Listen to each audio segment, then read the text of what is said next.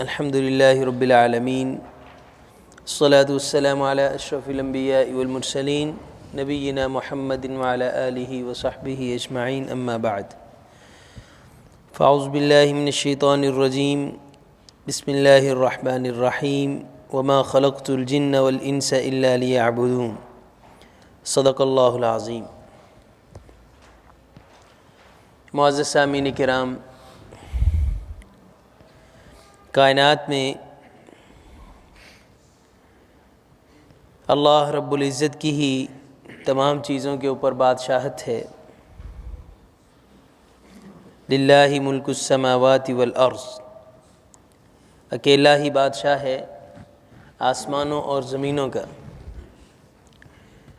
اب سوال یہ پیدا ہوتا ہے کہ بادشاہ ہی ہے نا، تو اللہ تعالیٰ نے اس سوال کا بھی جواب دیا ہے اور قرآن پاک میں جگہ جگہ پہ دیا ہے۔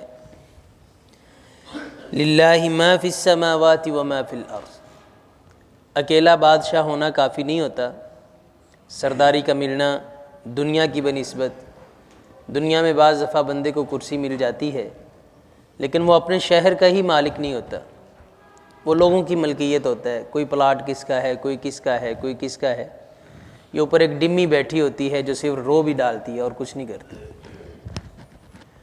تو اللہ تعالیٰ کا جو بادشاہت کا نظام ہے وہ ایسا نہیں ہے کہ صرف بادشاہ ہے، نعوذ باللہ۔ للہ ما فی السماوات وما فی الارض، آسمان و زمین میں جو کچھ ہے وہ اللہ کی اپنی ذاتی ملکیت ہے، ذاتی ملکیت، کسی اور کا اس میں کوئی حصہ نہیں ہے، اس میں ہر چیز ہے۔ وما فیہن، اللہ تعالیٰ نے قرآن پاک میں یہ بھی الفاظ استعمال کیے ہیں، جو کچھ بھی ان سب میں ہے وہ سب کا سب میرا ہے۔ کوئی بندہ دعویٰ کرے کہ میرا بھی ہے، نہیں، بادشاہت بھی میری ہے اور سارا کچھ میرا ذاتی ملکیت ہے۔ اس میں انسان بھی آتے ہیں، پرندے ہیں، جانور ہیں، کائنات پوری ہے۔ گویا کہ ہم نہیں ہیں، ہم نہیں ہیں، ہم بھی اللہ کی ذاتی ملکیت ہیں، اور اس بات میں کوئی شک نہیں ہے۔ ہر ایک نے جانا ہے، دو جملوں سے بڑھ کے میرے گھر والے کچھ نہیں کہہ سکتے، مان لے بس۔ کوئی آگے کہے گا اللہ کی رضا، تو آگے یہی کہیں گے جی مان لے بس۔ یعنی مطلب یہ ہے کہ اللہ کا حکم تھا، یہ اللہ کی چیز تھی، اللہ لے گئے ہیں، اب آگے سے گھر والے یہی جواب دیں گے بالکل یہی بات ہے، اسی کو ہی ماننا پڑتا ہے، اور ہم مان کے بیٹھے ہیں۔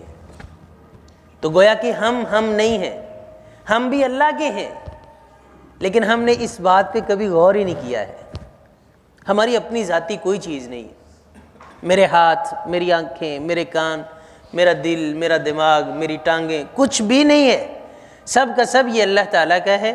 اور اللہ تعالیٰ نے جگہ جگہ پہ انسان کو یہ چیز یاد کروائی ہے کہ انسان تیرا اپنا ہے کیا؟ من ای شیء خلق۔ کبھی آپ نے اس بات پہ غور کیا ہے کہ اللہ نے انسان کی یہ صورتیں جو آپ کے سامنے بیٹھی ہیں یا جن کو میں دیکھ رہا ہوں، من ای شیء خلق، من نطفۃ خلقہ فقدر، پانی کی ایک بوند کے اوپر اللہ تعالیٰ نے یہ شکلیں بنائی ہیں۔ ذرا زبان سے اس پانی کا نام تو لے کے دیکھیں، انسان شرم سے ڈوب جاتا ہے۔ ثم السبیل یسرہ، کس نے کیا؟ ثم اماتہ فاقبرہ، کون کرتا ہے؟ ثم اذا شاء انشرہ، یہ کون کرے گا؟ کلا لما یقض ما امرہ۔ اللہ تعالیٰ فرماتے ہیں کہ ان ساری چیزوں کو جاننے کے بعد بھی افسوس ہوتا ہے اس انسان پر کہ اس کو جو میں نے حکم دیے تھے اس نے ان تمام حکموں کی نافرمانی کی ہے۔ سارا کچھ اللہ کا۔ ایک ملازم ہمارے گھر میں کام کرے اور وہ ہماری ہی بات نہ مانے تو بھائی وہ ملازم کیسا؟ ایک انسان ہے ہی اللہ کا، یہ سانسیں اللہ کی، یہ وقت اللہ کا، سب کچھ اللہ تعالیٰ کا ہے، اور پھر انسان اللہ تعالیٰ کی بات نہ مانے تو آپ سوچیں اللہ تعالیٰ کیا فرماتے ہیں؟ قتل الانسان ما اکفرہ، انسان مر کیوں نہیں جاتا، وہ کیسے میرے خلاف کام کر لیتا ہے؟ ما اکفرہ، کتنا اس کے اندر حوصلہ ہے کہ وہ کیسے میری ناشکری کر لیتا ہے۔ قتل الانسان، انسان مر ہی جائے، یعنی اتنی اس کے اندر پاور ہے ویسے ول پاور نہیں ہے، فیصلے اپنے نہیں کر سکتا، کبھی اس سے پوچھے گا بھئی کیا یہ یار مجھے مشورہ دے، لیکن اللہ کے بارے میں اس کے سینے میں اتنی پاور ہے کہ اذان ہوتی ہے تو دل کہتا ہے بیٹھ جائے گا. یعنی ایک طرف اس کے پاس فیصلہ کرنے کی پاور نہیں ہے کہ اپنے چھوٹے سے کام کے لیے چھوٹی سی بائک لینی ہو تو دوستوں سے مشورے کرتا رہتا ہے، یار کون سی لوں، میرے یار اصل میں ذہن میں نہیں آ رہا کون سی لوں. لیکن اللہ کے بارے میں اس کی پاور اتنی کام کرتی ہے کہ جب اللہ تعالیٰ کا کوئی حکم آتا ہے یہ اڑ جاتا ہے، وہاں پہ فیصلہ اس کا بڑا اٹل ہوتا ہے. تو یہ قتل الانسان ما اکفرہ من ای شیء خلق من نطفۃ خلقہ فقدر ثم السبیل یسر ثم اماتہ فاقبر ثم اذا شاء انشر کلا لما یقض ما امر فلینظر الانسان الى طعامہ. انسان کو چاہیے کہ اپنے کھانے کو ہی دیکھ لے. انا صببنا الماء صبا، چیختے ہیں بلکتے ہیں اور اس کے بعد اللہ تعالیٰ سے سسک سے دعائیں کرتے ہیں کہ یا اللہ ہمیں بارش دے دے. تو کون دیتا ہے؟ انا صببنا الماء صبا ثم شققنا الارض شقا. کائنات کے اندر اتنی ترقی کے بعد بھی آج بھی کسی کے پاس یہ پاور نہیں ہے کہ ایک دانے کو زمین کے اندر پھینک دیا جائے اور پھر وہ دانہ وہاں پہ گڑ سل جائے اور اس کے بعد وہ زمین کو پھاڑ کے باہر نکل آئے. کبھی ایسا نہیں ہو سکتا، کسی کے پاس پاور نہیں. ایک دانہ جو ہم زمین کے اندر بوتے ہیں تو آج کے سائنسدانوں نے یہ ہمیں بتایا ہے کہ ایک ایک دانے کے نیچے کروڑوں بیکٹیریاز جو اللہ پیدا کرتے ہیں، ان میں ایک بیکٹیریا ایک جراثیم اتنا کام کرتا ہے 6 کسان اگر روزانہ 12 گھنٹے پورا مہینہ اپنے کھیت کے اندر کام کریں اتنا وہ ایک بیکٹیریا نیچے کام کر رہا ہوتا ہے. اللہ فرماتے ہیں ثم شققنا الارض شقا. آپ تو دانہ پھینک کے بھول گئے، اب زمین کو کس نے پھاڑا تھا؟ پھر اس کے بعد فَأَنبَتْنَا فِيهَا حَبًّا. اب مسئلہ یہ ہوتا ہے پہلے نمبر پہ تو اناج اگتا ہی نہیں ہے، اگر اگ جائے تو اس پر پھل نہیں لگتا. یہ ایک سب سے بڑی آزمائش ہوتی ہے کسانوں کے لیے، یار میری تو ایج کی فصل نے پھل ہی نہیں چکیا. کس نے دیتے یہ کس نے کیا ہوتا ہے سارا نظام کہ ہر چیز کے جوڑے بنائے، پھر ان مادوں کو کیسے لا کے اوپر پھینکتا ہے ان چیزوں کے اوپر اور پھر وہ اللہ تعالیٰ پھل دیتے ہیں. بہرحال یہ ساری چیزیں بتانے کا مقصد یہ ہے کہ اللہ تعالیٰ انسان کو فرماتے ہیں کہ اپنے کھانے پر ہی غور کر لو کہ وہ بھی تمہارا اپنا نہیں ہے، کچھ بھی تمہارا اپنا نہیں ہے. اب جب سب کچھ اللہ کا ہے تو ایک حدیث جو میں آج آپ کے سامنے بیان کرنا چاہتا ہوں کہ اللہ تعالیٰ انسان سے اس کے بعد بھی کتنا پیار کرتے ہیں. ایک حدیث ہے بس، اللہ کے رسول صلی اللہ علیہ وسلم بیان فرماتے ہیں، یہ حدیث قدسی ہے. حدیث قدسی اس روایت کو کہتے ہیں جو رسول اللہ صلی اللہ علیہ وسلم اللہ سے روایت بیان کریں. بعض احادیث ہیں، بلکہ بہت زیادہ ساری احادیث ہی ایسی ہیں، حدیث قدسی تو چند ہیں کہ صحابہ رسول اللہ صلی اللہ علیہ وسلم سے بیان کرتے ہیں کہ ابو ہریرہ رضی اللہ تعالیٰ عنہ فرماتے ہیں کہ رسول اللہ صلی اللہ علیہ وسلم نے ایسے فرمایا. لیکن حدیث قدسی کے اندر یہ ہوتا ہے کہ رسول اللہ صلی اللہ علیہ وسلم فرماتے ہیں اللہ تعالیٰ نے ایسے فرمایا. تو یہ وہ حدیث ہے رسول اللہ صلی اللہ علیہ وسلم فرماتے ہیں کہ اللہ فرماتے ہیں یا ابن آدم، او آدم کے بیٹے.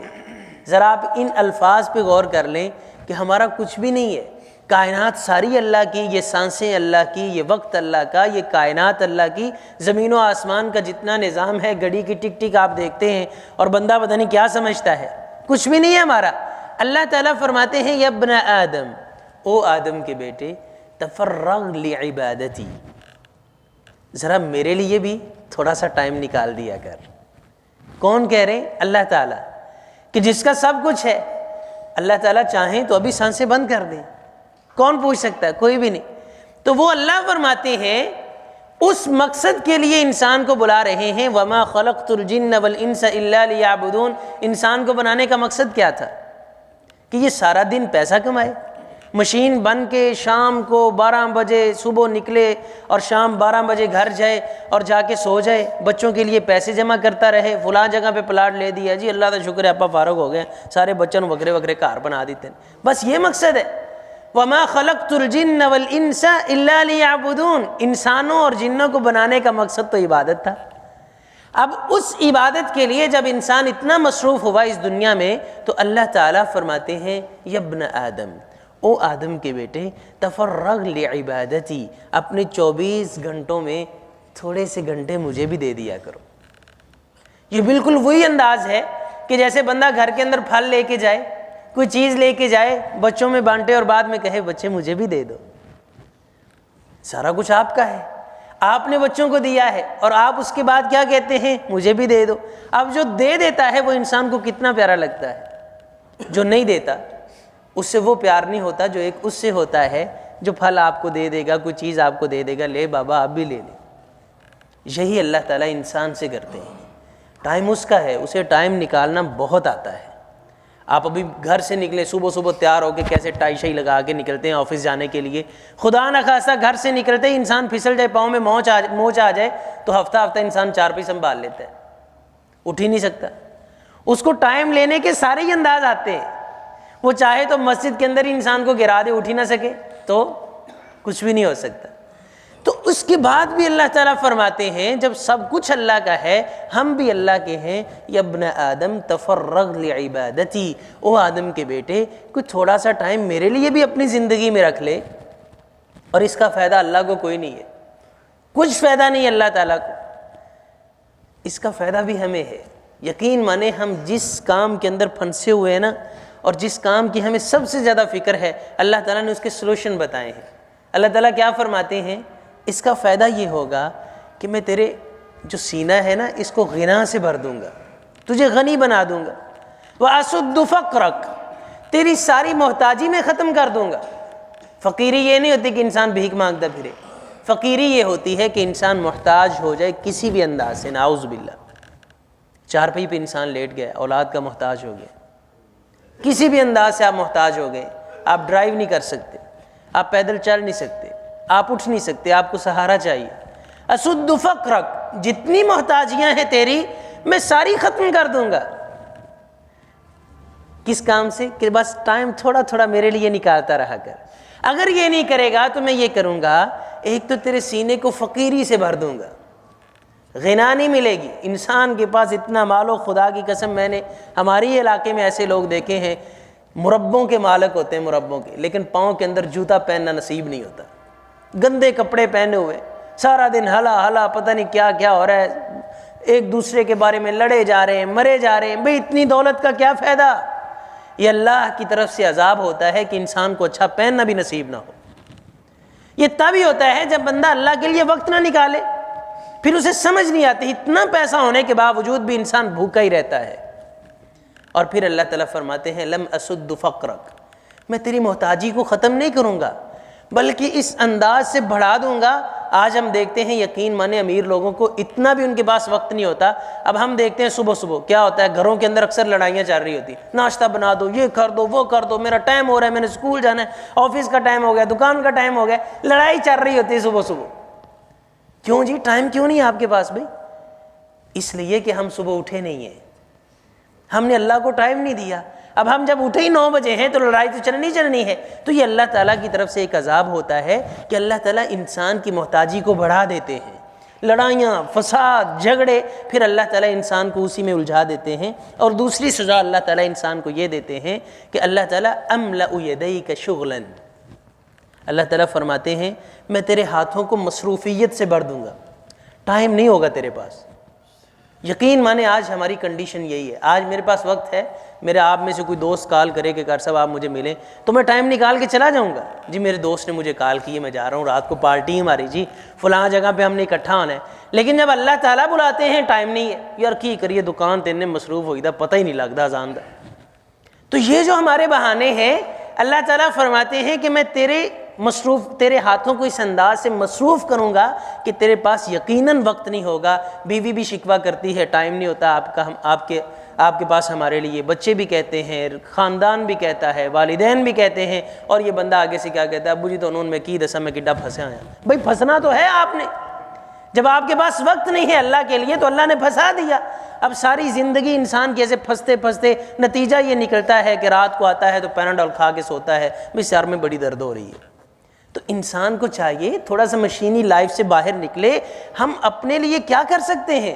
سب کچھ ہمارے لیے اللہ تعالیٰ کر رہے ہیں. جب ہم اللہ تعالیٰ کے ہیں, ہمیں کس بات کی فکر لگ گئی ہے؟ تھوڑا تھوڑا اللہ کے لیے وقت نکالتے رہا کریں. 5 وقت خصوصی طور پہ اللہ تعالیٰ کے لیے اسپیشلی ٹائم نکالا کریں. دیکھنا اللہ تعالیٰ آپ کی قسمت کو کیسے کھولتے، آپ کے اللہ تعالیٰ پریشانیوں کو کس انداز سے ختم کرتے۔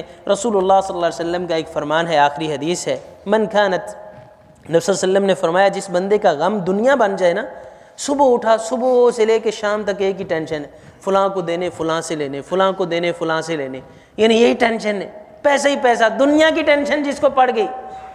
نبی صلی اللہ علیہ وسلم فرماتے ہیں کہ اللہ تعالیٰ اس انسان کی ٹینشن اس انداز سے بڑھاتے ہیں، اس انداز سے بڑھاتے ہیں کہ وہ بندہ انہی کے اندر الجھ کے اللہ کے پاس چلا جاتا ہے، اور جس کی آخرت غم بن جائے، پھر نبی صلی اللہ علیہ وسلم فرماتے ہیں کہ اللہ تعالیٰ اس کے سارے معاملات کو خود بخود سمیٹتے جاتے ہیں۔ فکر آخرت ہے، مسئلہ ہی کوئی نہیں، اسے پتہ ہی نہیں چلتا کام کیسے ہو رہے ہیں۔ یقین مانے محدثین کی جب وہ ان کی زندگیوں کا مطالعہ کرتے ہیں نا، تو بالکل تھوڑی تھوڑی لائف تھی ان کی، آج زندگیاں لگ جاتی ہیں ان کی کتابوں کو پڑھتے پڑھتے، یقین مانے، اور سمجھ نہیں آتی کہ یہ بندہ سفر پہ جا رہا تھا اور اس نے یہ کتاب لکھ دی، یہ کیسے ہو گیا؟ ہمارے پاس اتنا ٹائم ہے، ہم کچھ نہیں کر سکتے۔ تو اس کا نتیجہ یہی نکلتا ہے کہ ان کے پاس اللہ کے لیے بہت وقت تھا، بہت وقت تھا، پھر ان کے جتنے معاملات تھے وہ اللہ نے سمیٹ دیے تھے۔ آج ہم انگشتے بدنداں ہیں کہ کیا ہو رہا ہے۔